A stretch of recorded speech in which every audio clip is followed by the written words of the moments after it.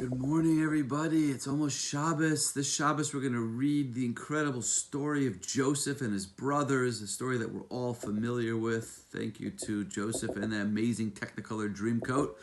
But there's one little part of this story that I think is so incredible and very relevant to us in the challenging times that we're in.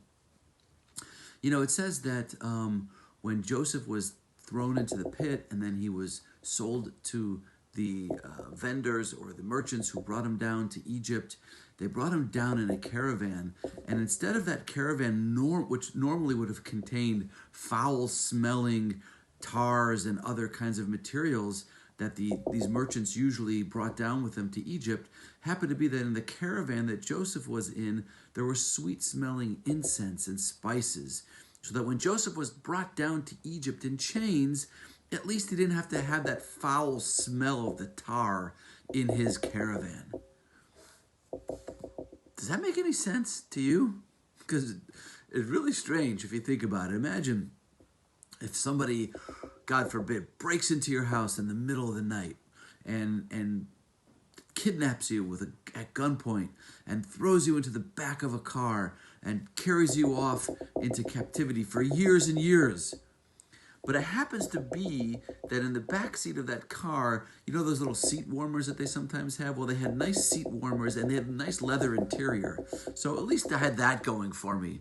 What are you talking about? That's crazy. You're being kidnapped. You're being taken into captivity. Does it really matter how comfortable the ride is on the way down there?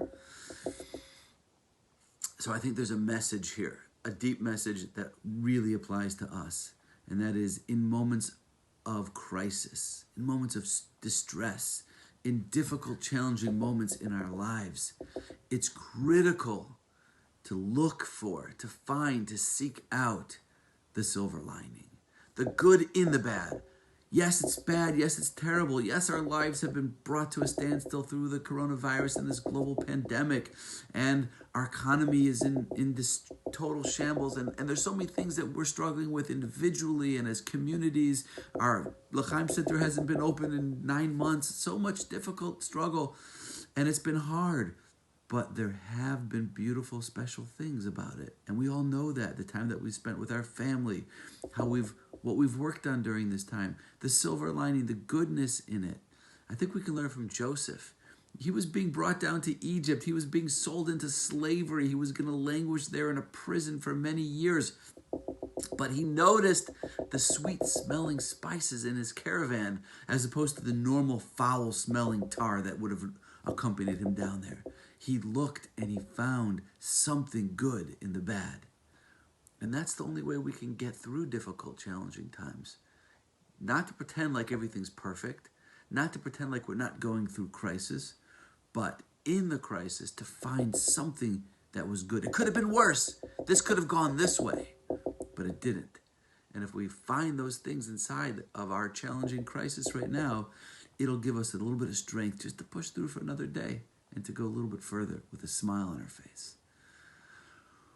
All right, think about it, reach out, let me know. Hope everyone has a beautiful Shabbos. I miss you all and wishing everybody a Shabbat Shalom.